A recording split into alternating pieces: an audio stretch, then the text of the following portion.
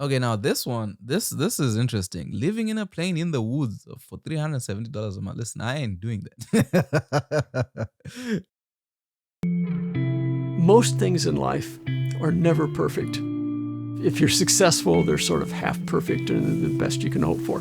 But with a jetliner home, there's precious little disadvantage. I never really perceive any downside. That said, it's a salvage jetliner. It was hardly the perfect execution. Hi, welcome to my airplane home. Yo, this is crazy. I'm not living in no plane in no middle. I'm not living on a plane in the middle of nowhere, all right? Like there's no amount of money you can pay me to do that. My name is Bruce Campbell. I'm 73 years old, and I live in a Boeing 727 jetliner in Hillsboro, a suburb area of Portland, Oregon. I'm an electrical engineer. I'm a classic nerd. I'm a circuit design engineer. I no longer work for income, but I'm as active as ever, as best I can judge.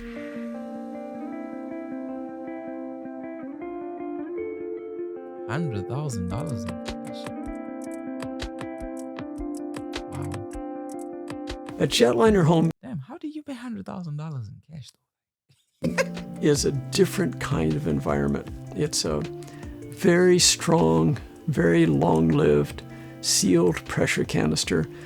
The design and elegance of the structure is just heads and tails above any conventional home I'm familiar with. And when you live in a structure like this, you feel a little more dignified, you feel a little more fulfilled with your life. And if you're an engineer or a scientist or anyone who appreciates the elegance and beauty of aerospace technology, it's just a happier place to live. So currently, I just have a cell phone which leans up against one of the cabin windows, one of the polycarbonate windows, which is radio transparent, and receives an adequate, though not perfect, signal. And hopefully, at some time in the near future, I'll be able to acquire an actual Wi-Fi signal from Hillsboro, which provides a free Wi-Fi service. I miss? Like, what did I miss? Who understands what? Wi-Fi signal from Hillsboro, which provides a free Wi-Fi service. Oh, wait, he's sweet at least. Oh, so he has to go to Japan. Oh, okay, there. It's a long distance. She understands my love of the vision, but it's not really her take on her home environment. However, it's no problem, of course. Those sorts of differences are what makes relationships so rich. See, this is the advice that kills us, man. Like, you know what I mean? Like, relationships are supposed to be like what they are in the movies or like in fairy tales, right? Those are happy relationships. This one where we have differences, man. Anyway, this is not the time. This is my primitive shower, and it's only partially fabricated because in earlier days I needed an indoor shower, but I had much higher priorities.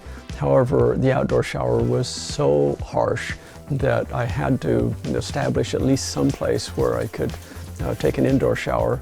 Okay, who's this camera person? Like, y'all gonna make this man Here's a guest lavatory, my lavatory.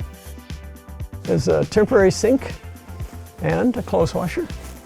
Kitchen area, not much of a kitchen. I'm a nerd, I don't cook. 727 food service cart, which serves as my pantry. The microwave oven and the toaster oven are sufficient. In fact, I almost never use the toaster oven. It's almost always the microwave oven. That's my fridge, which is getting a little sparse, so I'll have to make a trip into town and load up again. Yo, man, I can't believe what I'm watching right now. Can you guys believe this?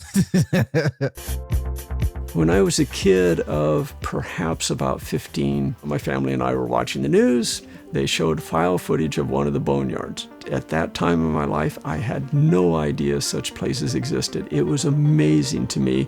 There were aircraft parked wingtip to fuselage as tightly as they could pack them for as far as the eye could see. My jaw dropped and I thought, oh my God, that's incredible. There are thousands of them and they're just sitting there. Why can't I have one?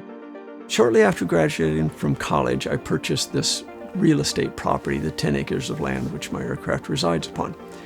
And I paid the mortgage off quickly.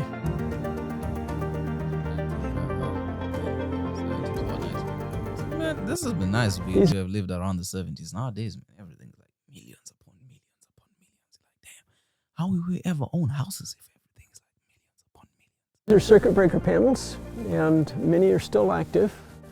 For example, this is dome red. Once I break the circuit breaker, we lose dome red.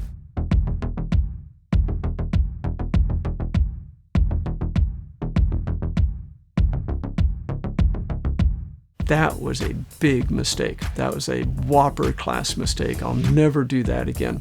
Salvage companies are wreckers.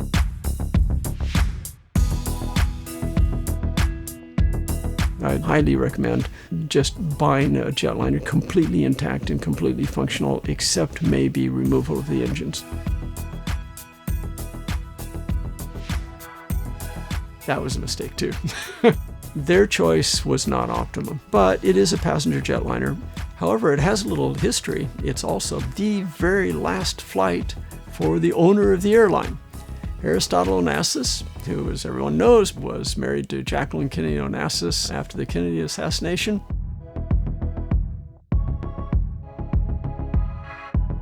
Whoa. And so, what you see in the forward galley now is Aristotle's ghost. This aircraft was all tourist class. There was no business class, no first class. It was tourist from flight deck all the way to the tail. And so the few seats I've retained are tourist class seats because that's all she had. Well, yeah, I guess you'd want to get like that one with the first class, then you can easily sleep in them, especially like these new planes that they're making, like is it the Boeing, I don't know, something Max? Like, it's crazy how that plane just went back into air and they never really made much noise about it as much as when it was banned.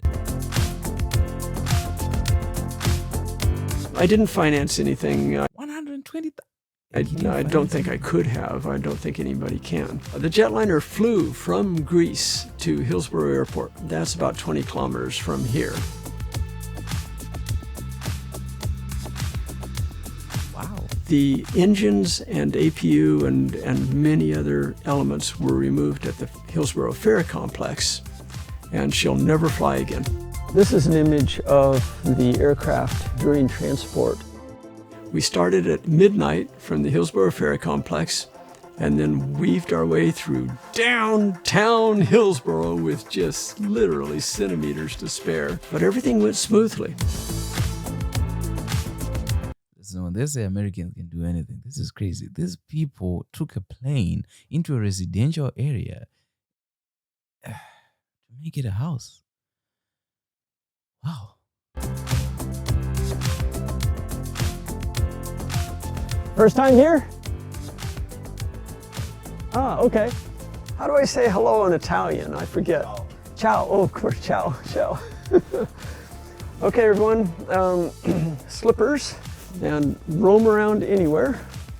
And let me introduce you to some friends as well. This is Naomi-san, Naoko-san, Junko-chan, Kaori-chan over there, Taka-kun, and Sai-chan. I think Sai-chan is displaced for the moment.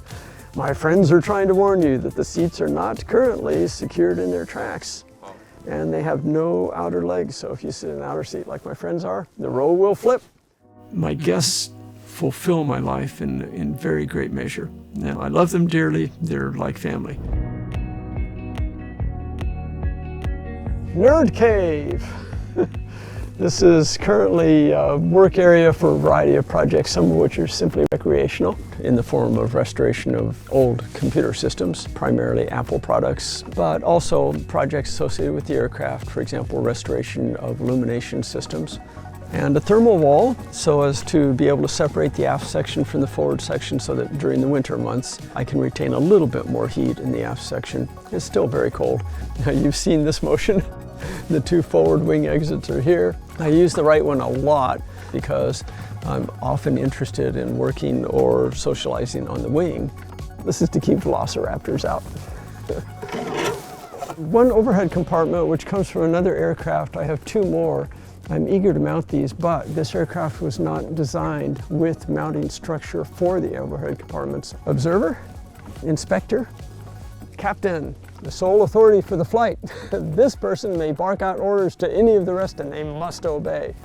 First officer and flight engineer. And the flight engineer station is now obsolete Aircraft are much more refined and automated, and this position simply isn't necessary anymore. And the main entrance door is there. It's the largest access door in the aircraft. The first step is a big one. The first step is a big one. This is the main landing gear.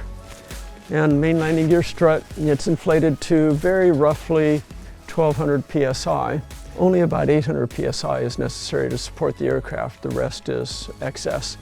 My temporary left landing gear support structure was rotting, so I needed to support the aircraft in such a way that I could levitate the left landing gear, remove all the old material. I put a lot of it back in, but I restructured it in such a way that the rotting elements are on the outside or discarded, and rebuilt the structure. It's good physical work. It's also dangerous. You must be very careful because basically you're lifting and lowering a house, and if you make a mistake, it could kill you. Nope, we're not making those mistakes. I'm not living in a plane or lifting houses. I will not be doing that. Maybe some of you guys will be doing that, but not me.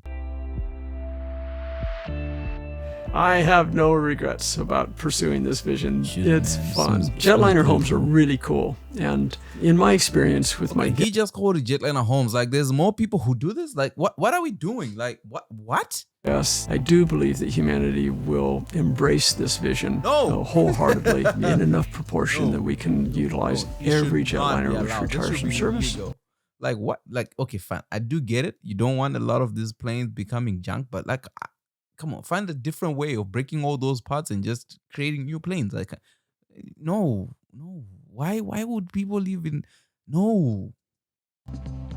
The most awkward element of my life right now is that this jetliner, which I adore, is in the wrong country. It's in the wrong place for me. My dearest friends and loved ones are in Japan. I want to live in Japan or share time between Japan and New Zealand. My challenge is to execute a second project, and then hopefully a third one, and then hopefully a fourth and a fifth and a sixth and a ninth, and then This man will just do it.